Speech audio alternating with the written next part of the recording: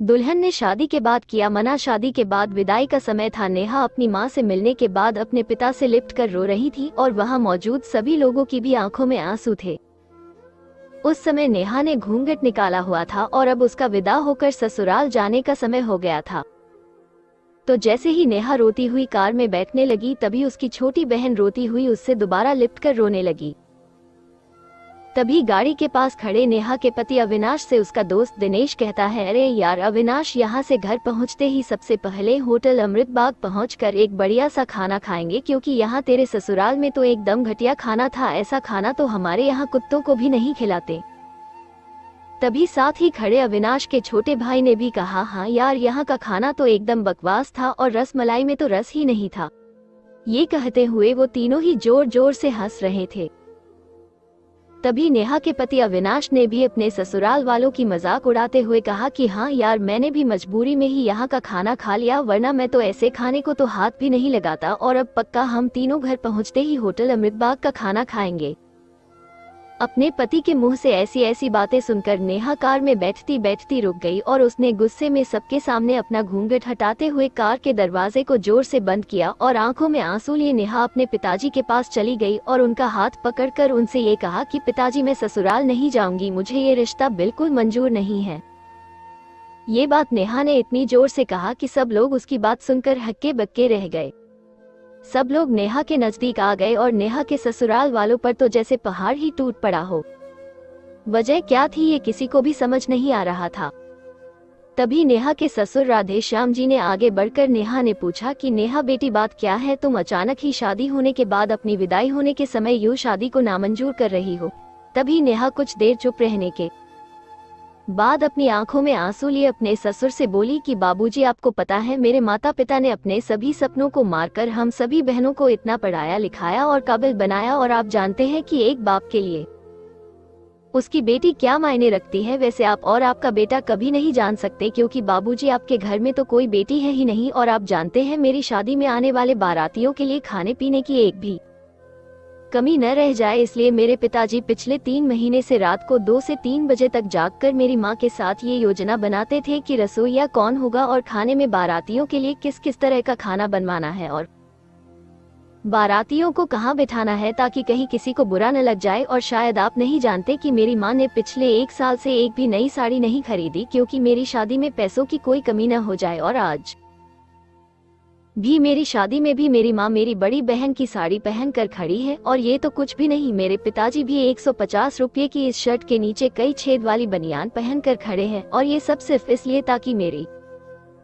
शादी में कोई कमी न रह जाए। लेकिन इतनी मेहनत करने के बावजूद भी आज इस शादी में आपके बेटे को रोटियां ठंडी लगी, उसके दोस्त को पनीर बकवास लगा और मेरे देवर जी को रसमलाई में तो रस ही नहीं मिला। और मेरे पति अविनाश जी तो कह रहे थे कि वो तो ऐसे खाने को हाथ भी नहीं लागते, बस उन्होंने तो मजबूरी में ही ये खाना खा लिया। अगर सब कुछ इन्होंने मजबूरी में ही खाया है तो इसकी क्या गारंटी है कि मुझसे शादी भी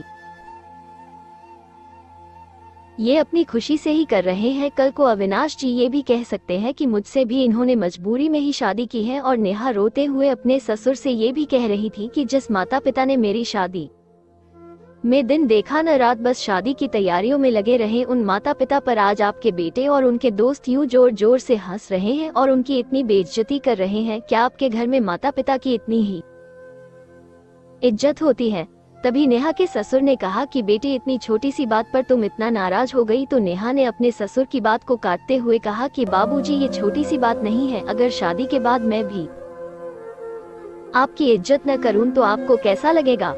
ये सुनते ही नेहा के ससुर ने शर्म के मारे अपनी आंखें नीची कर ली। तभी नेहा ने कहा, लेकिन बाबूजी, आप चिंता न करिए, हमारे अंदर हमारे अच्छे माता पिता के संस्कार हैं।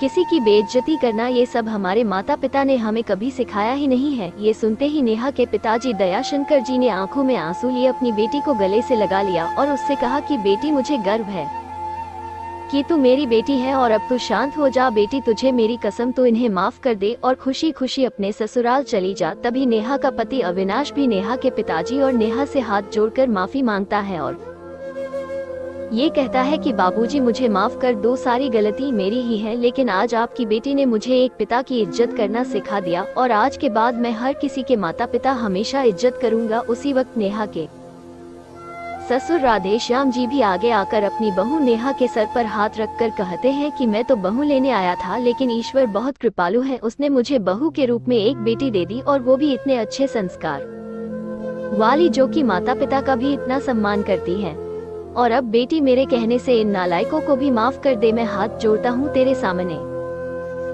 तभी नेहा अपने ससुर जी के दोनों हाथों को पकड़ लेती है और कहती है कि नहीं बाबूजी, आप मेरे पिता के समान हैं, कृपया आप मेरे सामने हाथ मत जोड़िए।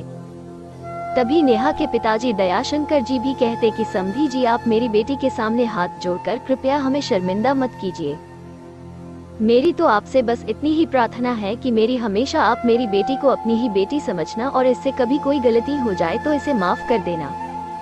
तो राधेश्याम जी ने अपने समधी दयाशंकर जी का हौसला बढ़ाते हुए कहा कि आप बिल्कुल चिंता मत करिए, बल्कि अब तो नेहा बेटी ही हमारे पूरे घर को संभालेगी और अब ये ही हमारे घर की लक्ष्मी है। ये सुनकर नेहा के पिताजी बहुत खुश हो जाते हैं और अपनी बेटी को खुशी खुशी विदा कर देते हैं। और नेहा अब राजी खुशी अपने ससुराल रवाना हो गई थी और अपने पीछे छोड़ गई थी आंसुओं से भीगी हुई अपनी माँ और पिताजी की आंखें और अपने पिता का वो आंगन, जिस आंगन में कल तक वो खूब हंसती खेलती थी। आज से इस आंगन की चिड़िया उड़ गई थी किसी दूर प्रदेश में। तो दोस्तों, बेटी माँ बाप का अभिमान वह एक अनमोल धन होता है। और दोस्तों, अपनी छाती पर पत्थर रखकर वो अपनी प्यारी बेटी और अपने जिगर के टुकड़े को उसकी शादी करके उसे विदा करता है। इसलिए दोस्तों, एक बाप अपनी बेटी की शादी करके वैसे ही उससे दूर हो जाता है और हमें उसका अपमान करके उन्हें और दुखी कभी भी नहीं करना चाहिए। दोस्तों, दुल्हन ने शादी के बाद किया मना, एक दर्द भरी कहानी। आपको ये कहानी कैसी लगी नीचे कमेंट करके हमें जरूर बताइएगा। अगर आपको ये कहानी पसंद आई हो तो अपने दोस्तों के साथ जरूर शेयर करें और ऐसी ही प्यारी कहानियाँ सुनने के लिए हमारे YouTube चैनल से जुड़े। कहानी नेटवर्क वॉइस वीडियो पसंद आया हो तो लाइक, सब्सक्राइब और शेयर करें। वीडियो देखने के लिए आपका बहुत बहुत धन्यवाद।